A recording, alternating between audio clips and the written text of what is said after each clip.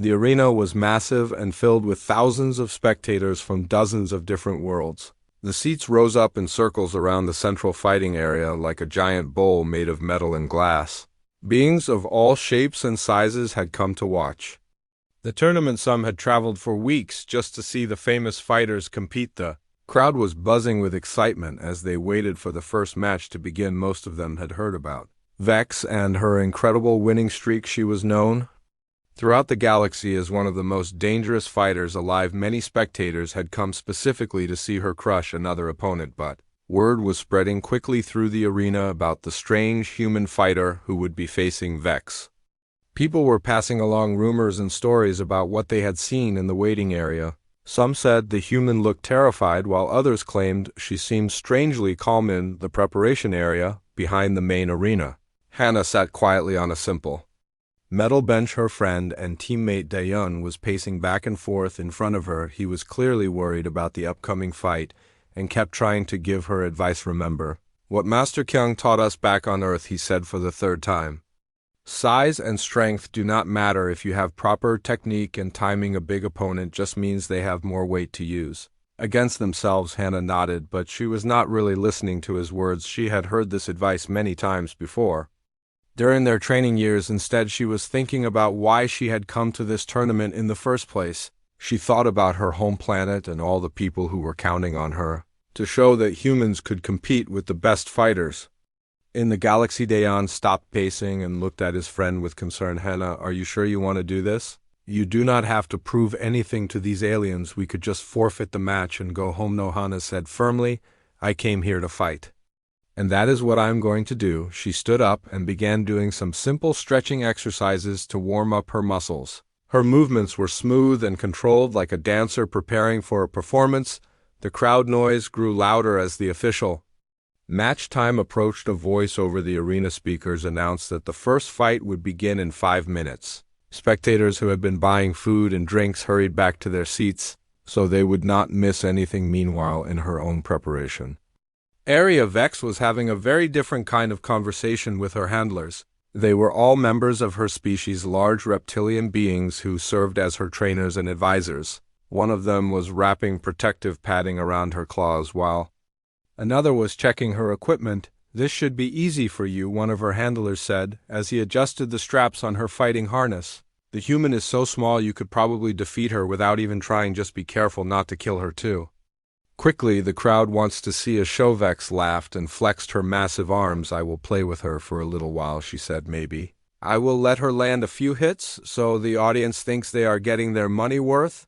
Then I will end it quickly and move on to a real opponent." Her handlers nodded approvingly. They had seen Vex fight many times before, and they knew she was skilled at putting on a good show while still dominating her opponents completely. It was one of the reasons she was so popular with tournament organizers. The arena lights dimmed and then brightened again as dramatic music began to play. A spotlight appeared on one of the entrance tunnels, and Vex emerged to thunderous applause from the crowd. She walked slowly toward the center of the arena, raising her arms above her head and roaring to excite the spectators even more. The crowd loved her impressive display of power and confidence. Many of the aliens in the audience began chanting her name and stamping their feet in rhythm. The noise was so loud it seemed to shake the entire space station. Then another spotlight appeared on the opposite tunnel, and Hannah walked out. The crowd noise died down to confused murmurs as people got their first good look at the human fighter. She looked even smaller in the huge arena, surrounded by all the bright lights and massive architecture, unlike Vex, who was playing to the crowd and showing off. Hannah walked straight to the center of the fighting area without any dramatic gestures. She moved with quiet confidence, but did not try to excite or intimidate anyone. She just looked ready to get started. The tournament official Crix stood between the two fighters, holding a small device that would signal the beginning of the match. He looked nervous as he glanced back and forth between the massive alien and the tiny human. "The rules are simple," he announced, so his voice would carry to all parts of the arena. "The fight continues until one fighter surrenders or is unable to continue. No weapons except for practice blades, no killing blows. Are both fighters ready?" Vex nodded eagerly and crouched down into a fighting stance, her claws extended and her muscles tensed like a spring ready to release. She looked Like a giant predator about to pounce on helpless prey, Hana simply nodded once and took a relaxed fighting position. Her hands were empty and her feet were positioned for quick movement. She looked completely calm, as if she was about to begin a training exercise instead of fighting for her life. The crowd held its breath as Crix raised his hand with the starting signal. The arena became so quiet you could hear the humming of the air recycling systems. Even the most confident spectators suddenly realized they were about to witness something that could be very ugly. Let the match begin, Crix shouted as he pressed the button on his device. Vex exploded forward like a missile launched from a ship. Her massive legs propelled her across the arena floor faster than most beings could run. Her claws were aimed directly at Hana, ready to end the fight with one devastating attack. But when Vex reached the spot where Hana had been standing, she found nothing but empty air. The human had moved at the last possible second, flowing to the side like water around a rock. Vex momentum carried her forward, and she crashed into the arena wall with a loud bang. The crowd gasped in surprise as Hana reappeared several meters away, still looking completely calm. She had not even drawn her practice sword yet. She was just watching. Vex, with the same patient expression she had worn while sharpening her blade. Vex turned around quickly, her face showing confusion and anger. How had such a small opponent moved so fast? She had fought many different species before, but none of them had ever simply vanished like that. This time Vex approached more carefully. She began circling Hana like a hunter stalking prey. Her claws sliced through the air in complex patterns designed to force her opponent into a corner where there would be no room to escape. But Hana seemed to flow around every attack like she was made of smoke. Every time Vex thought she had the human trapped, Hana would somehow slip away and reappear somewhere else. The crowd watched in amazement as the tiny fighter began to make the massive alien look clumsy and slow. Stop running away and fight me properly, Vex roared in frustration. She was breathing heavily now, and sweat was beginning to show on her scales. Hana finally drew her practice sword, a simple metal blade with no decorations or special features. As you wish, she said quietly. The final night of the reckoning began quietly. The military soldiers were on high alert, and the remaining colony leaders were locked in the most secure building they could find.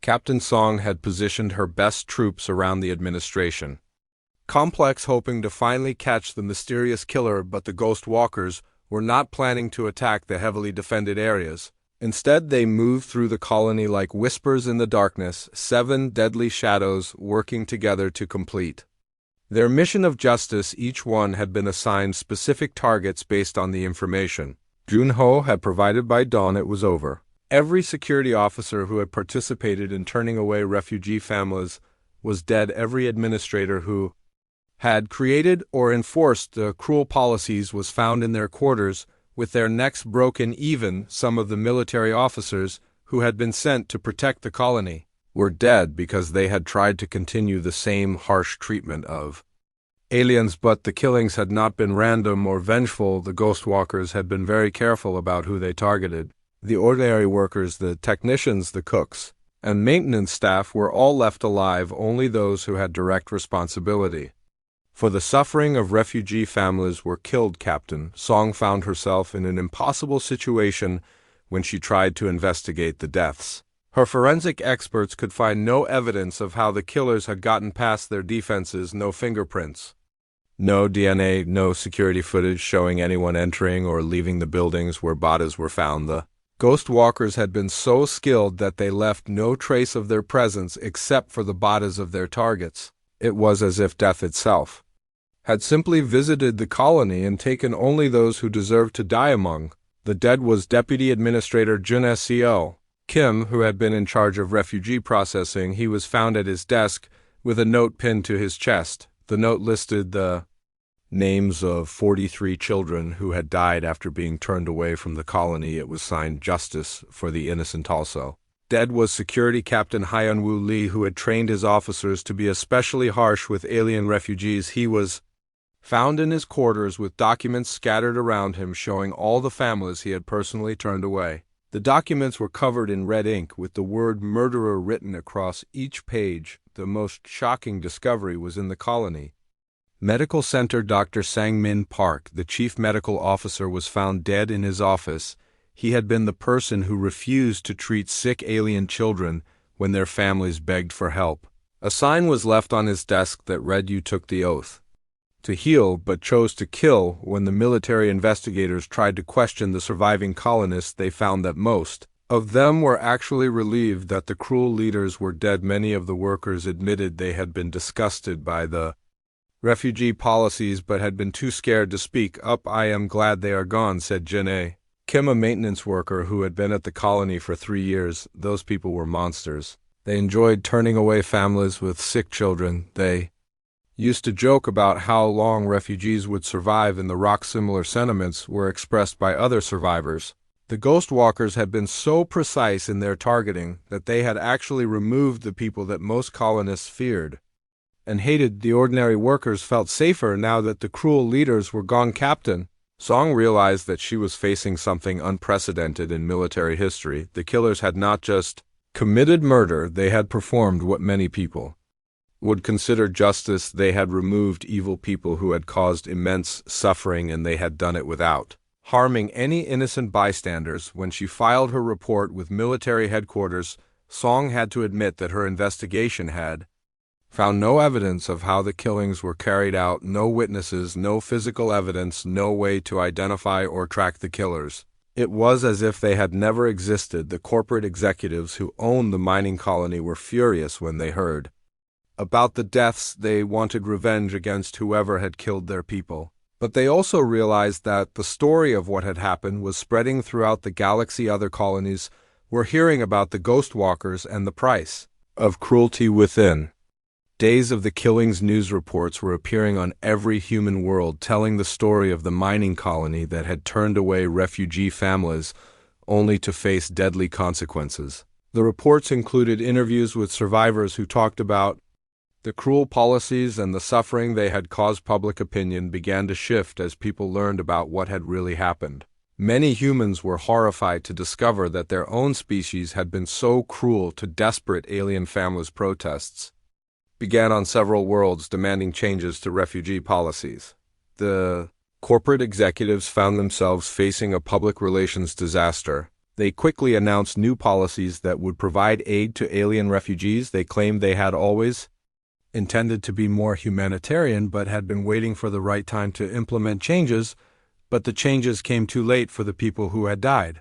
The ghost walkers had already delivered their message that cruelty toward the helpless would not be tolerated. Some forms of justice could not be stopped by corporate policies or military force. 3 months after the killings, the mining colony was permanently shut down. The corporate executives claimed it was for economic reasons, but everyone knew the real reason. The colony had become a symbol of what happened when humans chose cruelty over compassion. Junho was transferred to a new position at a research station that specialized in helping refugee families. He never saw Zara or Kira again after that final night, but he often thought about them. He hoped they had found a safe place to live and that Kira was growing up happy and healthy. Sometimes late at night, Junho would find small wooden carvings outside his quarters. They were always simple figures of families helping each other or people sharing food. He never saw who left them, but he knew they were reminders that kindness was remembered and that good actions had consequences just as surely as cruel ones. The story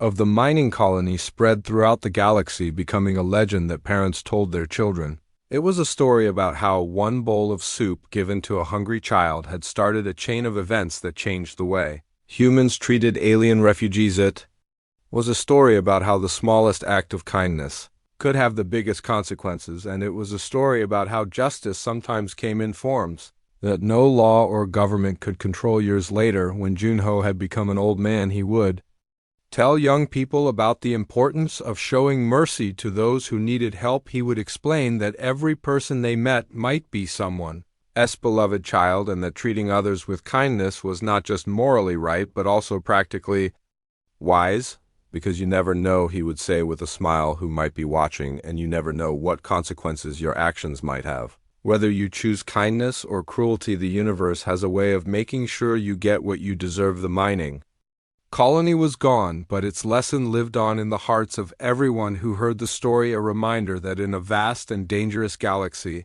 the choice between compassion and cruelty was the most important decision any person could make. The space station was huge and filled with noise from all the different aliens who had come to watch the fighting tournament. Every year fighters from planets across the galaxy came here to prove who was the strongest and most skilled. The station had big metal walls and bright lights that made everything look cold and harsh, but the fighters did not care about comfort. They only cared about winning. In the main waiting area, dozens of alien fighters sat around preparing for their matches. Some were sharpening their weapons while others stretched their muscles or meditated quietly. The air smelled like metal and sweat and something else that was hard to describe. Maybe it was fear or excitement or both mixed together. Near the center of the room stood a massive reptilian alien named Vex. She was almost 3 meters tall with thick green scales that looked like armor. Her arms were as thick as tree trunks and her claws could probably cut through steel like paper. She had won tournaments on 12 different worlds and everyone knew her name. When she walked, other fighters moved out of her way without even thinking about it. Vex loved being feared and respected. She enjoyed the way smaller beings looked at her with terror in their eyes. It made her feel powerful and important today. She was feeling especially confident because she had already beaten 3 opponents in the early rounds. None of them had lasted more than 5 minutes against her. As she looked around the room, her eyes stopped on something that made her laugh out loud. In the far corner sat a human fighter, and Vex could not believe what she was seeing. The human was a young woman with black hair tied back in a simple ponytail. She was maybe half of Vex's height and probably weighed less than one of Vex's arms. The human woman was sitting cross-legged on the floor with a small practice sword in her hands. She was running a sharpening stone along the blade very slowly and carefully. Her movements were precise and patient, like she had done this thousands of times before. She wore plain gray training clothes that looked old and worn but clean. Vex started laughing so hard that other fighters turned to look at her. She pointed at the human woman and shook her head in disbelief. What were the humans thinking when they sent this tiny creature to compete against real warriors? It was almost insulting. Look at this pathetic little thing, Vex announced in a voice loud enough for everyone to hear. The humans must be joking if they think this weak female can fight against us. I could step on her and not even notice. Some of the other aliens started chuckling nervously. They had heard stories about human fighters, but this woman looked nothing like the warriors from those tales. She looked more like a student or maybe a maintenance worker who had wandered into the wrong room by mistake. Human woman did not look up from her sword. She just kept sharpening it with the same calm rhythm. Her face showed no emotion at all. It was like she had not heard Vex speaking, or maybe she just did not care what the big alien thought about her. This made Vex even more angry. She was used to getting reactions from other fighters. Usually when she insulted someone, they would either get scared or angry or at least acknowledge her presence. But this human was acting like Vex was not even there. Did you hear me talking to you, weakling? Vex shouted as she stomped across the room toward the human woman. Her heavy footsteps made the metal floor shake and several smaller aliens moved away quickly. They did not want to be caught in the middle if a fight started. The human woman finally looked up. Her eyes were dark brown and completely calm. She did not look afraid or angry or even surprised. She just looked at Vex like she was studying her the way someone might study an interesting rock or a piece of machinery. I heard you, the human woman said quietly. Her voice was soft, but somehow it carried clearly across the room. Despite all the noise, I am not here to talk, though. I am here to fight. Vex blinked in surprise. She had expected the human to either run away crying or start making excuses about why she should not have to fight. Instead, this tiny woman was acting like she actually belonged here among real warriors. What is your name, human? Vex demanded as she moved closer.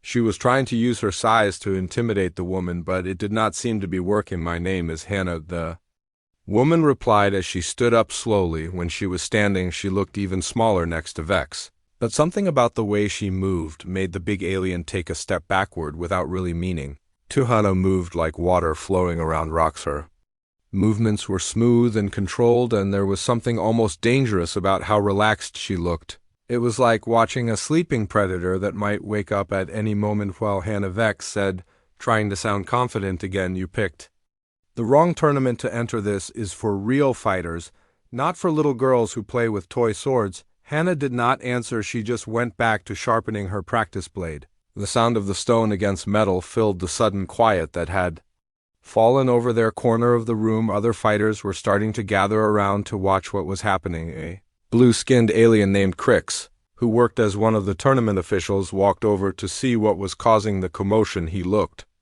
nervous as he approached the group. He knew that fights sometimes started in the waiting areas, and he did not want any trouble before the official matches began. "Is there a problem here?" Crix asked in his careful diplomatic voice. He looked back and forth between Vex and Hana, trying to figure out what was going on. "No problem," Hana said calmly as she slid her practice sword back into its sheath. "Just getting ready for my first match." Crix pulled out a small electronic device and checked the tournament schedule. His expression changed to one of surprise and maybe a little concern according to the random selection system.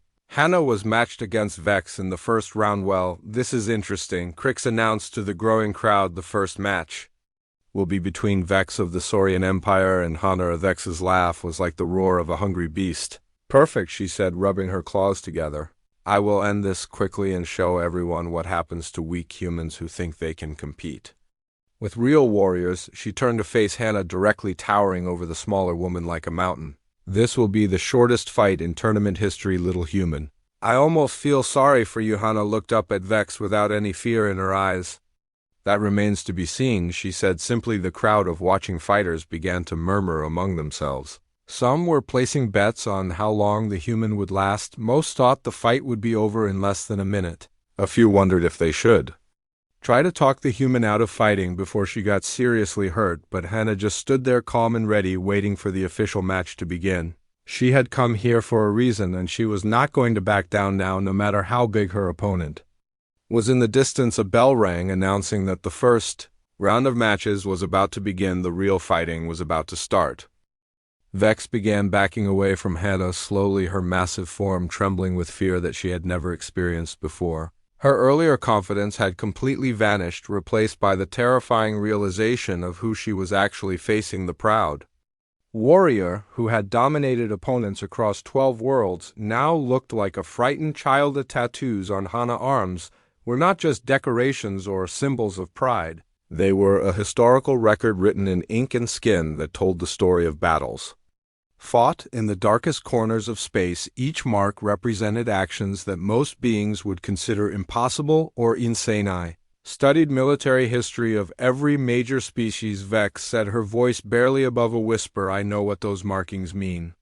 The humans do not give such tattoos lightly. Every single symbol has to be earned through actions that most of us cannot even imagine." She pointed to a complex pattern on Hana's left shoulder that looked like a series of interconnected circles surrounded by smaller marks. "This shows you were part of the Deep Strike Unit, the ones who went behind enemy lines when no one else would volunteer." Hana remained silent, but her posture and expression confirmed everything Vex was saying. The Deep Strike Unit was legendary. Even among the already legendary Ghost Battalion, they were the soldiers who took on the missions that other Ghost Battalion members thought were too dangerous. "And this cluster here," Vex continued, pointing to Hana's right arm, "this represents the Void Swarm Queen kill at the Nebula 7 incident. You were one of the 5 humans who actually managed to destroy a Swarm Queen in single combat." Crowd was getting more agitated as they learned more about what they were witnessing. Some aliens were pushing toward the exits, while others were trying to get closer to see the famous warrior. Many had heard stories about human Ghost Battalion fighters, but seeing the actual proof was overwhelming. Crix looked around nervously as he realized the situation was getting out of control. He had never dealt with anything like this before. Tournament fights were supposed to be entertainment, not historical revelations about legendary warriors. "Miss Hana," he said, trying to keep his voice steady, "perhaps we should postpone this match until we can figure out the proper protocol for handling this situation." "No," Hana said firmly. "I came here to fight, and that is what I intend to do." She looked at Vex, who was still backing away. "If you do not want to continue the match, then you can forfeit." The word forfeit seemed to snap Vex out of her fear-induced paralysis. She was still terrified, but her warrior pride would not let her simply give up without even trying. She had built her entire reputation on being unbeatable, and walking away now would destroy everything she had worked for. "But I cannot fight someone like you," she said desperately. "You are not just a fighter, you are a living legend. The things you have done, the battles you have survived, No one should have to face something like that. Hannah's expression softened slightly as she saw the genuine fear in Vex's eyes. I am not a monster, she said quietly. I am just a person who has seen and done things that I wish I could forget. The war is over now, and I am trying to build a new life. The crowd began to murmur as they heard this. Some of the fear started to fade as they realized that despite her incredible history, Hannah was still just a person. She was not some unstoppable killing machine, but a woman who had been through terrible experiences and survived. Dayan watched from the preparation area, feeling a mixture of pride and sadness for his friend. He was one of the few people who knew the real story behind those tattoos. He knew that Hannah had not chosen to become a legendary warrior. She had volunteered for dangerous missions because someone had to do them. The Ghost Battalion had been formed during the darkest period of the war against the Void Swarm, when entire star systems were being overrun and civilian populations were being slaughtered. Someone had to take on the impossible missions that might turn the tide of battle. Hannah had been young when she volunteered. Barely out of training, she had not understood what she was signing up for, but once she was in the Ghost Battalion, there was no going back. Every mission was a test of survival, and every victory came at a terrible cost. The tattoos on her arms represented not just her own achievements, but also the memory of all the friends and comrades who had not survived. Those marks were as much about honoring the dead as they were about recording the living. You do not understand, Hannah said to Vex, who was still frozen in place. These tattoos are not trophies or prizes. They are reminders of people who died so that others could live. Every mark represents someone who trusted me to complete the mission. The arena had become completely quiet as everyone strained to hear what she was saying. Even the most rowdy spectators had stopped their chanting and cheering to listen to the words of someone who had lived through events that would become legends. I did not choose to become what I am, Hannah continued. I became it because the alternative was letting innocent people die. I fought because someone had to fight. I survived because others needed me to survive. Vex looked at the tattoos with new understanding. She began to see them not as symbols of violence, but as memorials to sacrifice and duty. The complex patterns told the story of someone who had given up everything, including her own peace of mind, to protect others. The crowd was beginning to change their attitude as well. Instead of seeing Hannah as a terrifying warrior, they were starting to see her as a tragic hero, someone who had paid a terrible price to keep the galaxy safe from threats that most people did not even know existed. But you are here now, Vex said, confused. Why would someone like you enter a tournament for entertainment? This must seem trivial compared to what you have faced. Hannah smiled sadly. Because I need to remember what it feels like to fight for something other than survival, she said.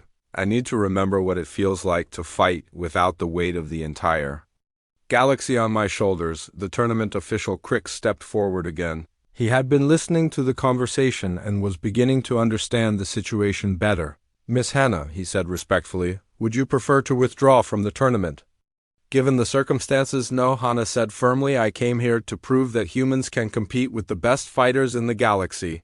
If I withdraw now because of fear, then I have failed in my mission. She turned to face Vex directly. The choice is yours, she said to the big alien. You can forfeit the match if you want to, but if you choose to continue, then I will fight you with everything I have. Vex looked at Hannah for a long moment, considering her options. She could forfeit and preserve her safety, but lose her reputation, or she could fight and probably lose but earn respect for her courage. The crowd waited in tense silence as the big alien made her decision. The entire tournament had been transformed by this revelation, and everyone knew that whatever happened next would be remembered for years to come. Finally, Vex straightened up to her full height and took a fighting stance. I will not forfeit, she declared loudly enough for everyone to hear. I may not be able to defeat you, but I can at least show that I have the courage to try. The crowd erupted in cheers and applause as they realized the match would continue. This was no longer just a fight between two competitors. It had become a test of courage and honor between two warriors who respected each other despite their differences. Hannah nodded approvingly as she saw Vex's decision. That is the spirit of a true warrior, she said, as she prepared to continue the fight. Now let us see what you are really capable of. The tournament had transformed into something completely unexpected and wonderful. What had started as a simple fighting competition had become a masterclass in combat techniques, taught by one of the most legendary warriors in galactic history. The exhibition matches continued throughout the day with fighters learning skills they had never imagined possible. Hana found herself enjoying the teaching role more than she had expected after years of using her abilities for survival and warfare. It felt incredible to use them for something positive and constructive. Each student brought different challenges and questions that allowed her to explore aspects of combat she had never had to explain before. She showed a young crystalline being how to use her natural energy manipulation abilities, more efficiently demonstrating techniques that combined her species' natural gifts with practical fighting applications. The crystalline warrior was amazed to learn that her weaknesses could be turned into strengths with the right approach. A massive insectoid fighter learned how to use his multiple arms more effectively in combat instead of just swinging them wildly. Hana taught him coordination techniques that turned his natural advantages into precise weapons. With each match, Hana rediscovered something she had lost during the dark years of the war. She remembered what it felt like to fight without the constant fear of death hanging over every decision. She recalled the joy of learning and growing instead of just surviving. She said to Daeyun during a brief break between matches, I had forgotten what it was like to use these skills for something other than killing. The war took away so much from me, but maybe it also gave me something valuable to share. Daeyun smiled as he watched his friend teach another eager student. He had not seen her this happy and relaxed since before she joined the Ghost Battalion. The weight of her past experiences seemed to be lifting as she found new purpose in teaching others. I think Master Kyung would be proud of what you are doing here, he said quietly. You are turning your painful experiences into gifts for others. That takes a special kind of courage. The crowd was completely captivated by the ongoing exhibition. Matches word had spread throughout the space station and beyond about what was happening in the tournament arena.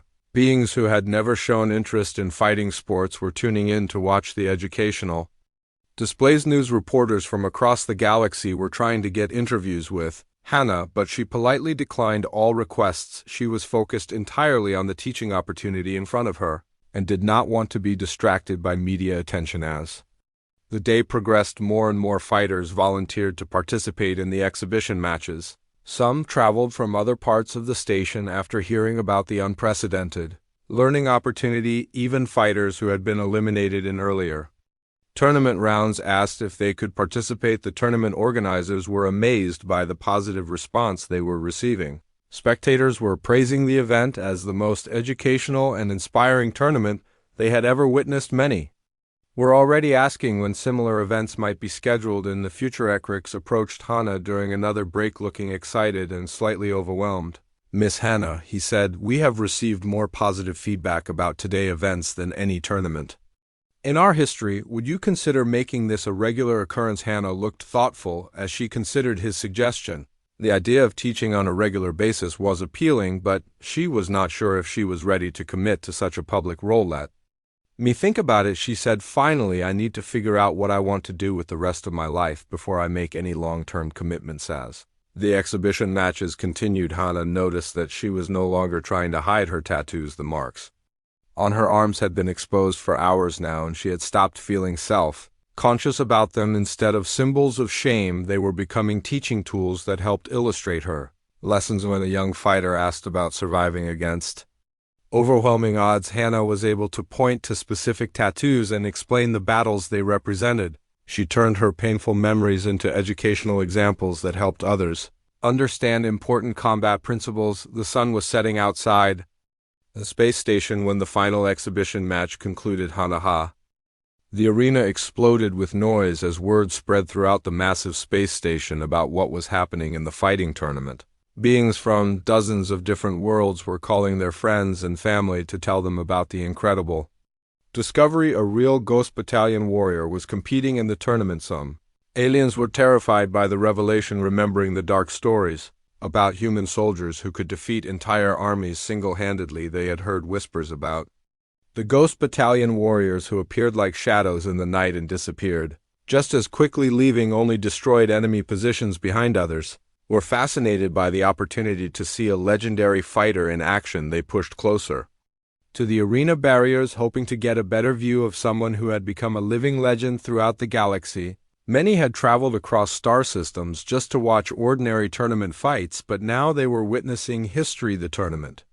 Organizers were in complete chaos as they tried to figure out how to handle this unprecedented situation. They had never planned for the possibility that a Ghost Battalion veteran might enter their competition. None of their rules or procedures covered what to do when a legendary warrior was revealed. Crix, the tournament official, was sweating nervously as he received urgent messages from the station administrators. They wanted to know if the situation was under control and whether they needed to evacuate the arena for safety reasons. Ladies and gentlemen, Crix announced over the arena communication system, trying to keep his voice steady, "We have a most unusual situation here today. Miss Hannah has been revealed as a veteran of the famous Ghost Battalion. Given the extraordinary circumstances, we are prepared to award her the tournament victory by default." The crowd went silent as they processed this announcement. Many spectators had been looking forward to seeing the legendary warrior actually fight, but the organizers were clearly worried about what might happen if the match continued. "No," Hannah said firmly, her voice carrying clearly through the arena sound system. "I did not come here to win through fear or intimidation. I came here to fight and prove that humans can compete on equal terms with any warrior in the galaxy." She looked around at the packed arena filled with beings from across the known worlds. "If anyone wants to face me in honest combat, then I will be ready," she declared, "but I will not accept victory without earning it through skill and courage." The crowd began to buzz with excitement and confusion. Many aliens were amazed by her attitude. They had expected a Ghost Battalion warrior to be arrogant and demanding, but Hannah was showing humility and honor that impressed even her opponents. From the competitor section, a young alien warrior named Bolt stepped forward. He was from a species that valued courage above all other virtues. His people believed that there was no greater honor than testing yourself against a superior opponent. "I will fight you," he announced in a voice that carried throughout the arena, "not because I think I can win, but because it would be the greatest honor of my life to face a Ghost Battalion warrior in single combat." The crowd cheered loudly as they saw Bolt courage. Many spectators were inspired by his willingness to face such a legendary opponent, even knowing that he would probably lose. It showed the kind of warrior spirit that made tournaments exciting. One by one, other fighters began to step forward from the competitor area. They were not challenging Hannah out of arrogance or the hope of easy victory. They were requesting the privilege of learning from one of the galaxy's most respected warriors. A crystalline being from the Prism worlds raised her hand. "I would be honored to test my energy techniques against your combat skills." She called out. A massive insectoid warrior clicked his mandibles in agreement. "I've heard stories of human fighting methods all my life," he said. "It would be educational to experience them firsthand." Even some of the aliens who had been terrified just moments before began to change their attitudes. They realized that Hannah was not a monster or a killing machine, but a skilled warrior who had earned her reputation through sacrifice and dedication. Dayan watched from the preparation area with amazement as the mood in the arena shifted completely. Instead of fear and hostility, he saw respect and admiration growing in the crowd. The other competitors were no longer looking at Hannah as something to be afraid of. They were seeing her as a master teacher, someone who had learned skills through experiences that most beings could never imagine. The fighters who were volunteering to face her were not seeking glory or fame. They wanted to learn from someone who had mastered the art of survival. "This is what you deserve," Dayan said quietly to himself as he watched his friend accept the challenges with grace and dignity, not fear or hatred, but the respect of fellow warriors who recognize your true worth. The tournament officials quickly realized they had a unique opportunity on their hands. Instead of a simple fighting competition, they now had the chance to host something that had never been done before. A series of exhibition matches where fighters from across the galaxy could learn from a Ghost Battalion veteran. Crix made a quick decision and spoke into his communication device. "Ladies and gentlemen," he announced, "we are going to modify today's tournament format. Instead of elimination matches, we will have a series of learning exhibitions where volunteers can test their skills against our distinguished Guess the crowd cheered enthusiastically as they realized they were about to witness something unprecedented in galactic history. Educational combat matches with one of the most legendary warriors alive were worth far more than any ordinary tournament. Hannah nodded approvingly as she heard the announcement. This was better than what she had originally planned. She had come to the tournament hoping to prove that humans could compete with other species, but now she had the chance to do something more meaningful. Instead of just winning fights, she could teach and share the knowledge that had cost her so much to acquire. The skills she had learned through years of terrible warfare could be used to help other warriors improve themselves. The first volunteer was Bolt, the young alien who had shown such courage in stepping forward. He approached Hannah with obvious respect and excitement, clearly honored to be chosen for the first exhibition. "Madge, what would you like to learn?" Hannah asked him gently. Her voice had lost all the hardness that had appeared during her conversation with Vex. Now she sounded like a patient teacher ready to share her knowledge. Bolt thought for a moment before answering. "I have heard that humans can fight opponents much larger than themselves using technique instead of strength," he said. "Could you show me how that works?" Hannah smiled and nodded. "That is a good question," she said. "Size and strength are advantages, but they are not everything. Let me show you what I mean." The exhibition match began with Hannah explaining the basic principles of using an opponent's size against them. She demonstrated how to redirect attacks rather than trying to block them directly, and how to target weak points that all large being shared. Bolt was amazed as he learned techniques that his own teachers had never shown him. He began to understand how someone as small as Hannah could defeat opponents like Vex, who seemed so much more powerful. The crowd watched in fascination. As the match became more like a training session than a fight, Hannah was clearly skilled enough to defeat Bolt easily, but instead she was teaching him how to improve his own abilities. Continued for several more matches as different volunteers came forward to learn from Hannah. Each one brought different questions and challenges, allowing her to demonstrate various aspects of her fighting knowledge. A reptilian warrior wanted to know about fighting in zero-gravity conditions. A gaseous being asked about combat against energy-based life forms. Each question allowed Hannah to share experiences from her years in the Ghost Battalion. As the exhibition matches continued, something unexpected began to happen. Hannah started to smile and laugh in ways that Dae-Yun had not seen since before the war. The joy of teaching and sharing knowledge was bringing back parts of her personality that had been buried under years of trauma. For the first time since the war ended, Hannah was able to use her skills for something positive. Instead of killing enemies or surviving impossible situations, she was helping other beings learn and grow. The crowd was completely captivated by what they were witnessing. They had come expecting to see violence and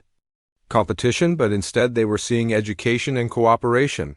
The exhibition matches were bringing together beings from different worlds in a spirit of mutual learning. Even Vex, who had been watching from the sidelines, began to approach the arena. She had overcome her initial fear and was now curious about what she might learn from someone with such incredible experience. "May I ask a question?" Vex called out from the competitor area. "Of course," Hannah replied warmly. "What would you like to know?" "How do you stay calm in battle?" Vex asked. "I have seen many fighters become angry or frightened during difficult fights, but you never seem to lose your composure." Hannah considered the question carefully before answering. "Fear and anger are natural responses to danger," she said. "The key is not to eliminate them, but to use them as tools. Fear keeps you alert and anger gives you strength, but you must never let them control your actions." She demonstrated some breathing techniques that helped maintain focus during stressful situations and explained how to channel emotional energy into useful combat applications. The exhibition matches continued throughout the day with fighters learning techniques. The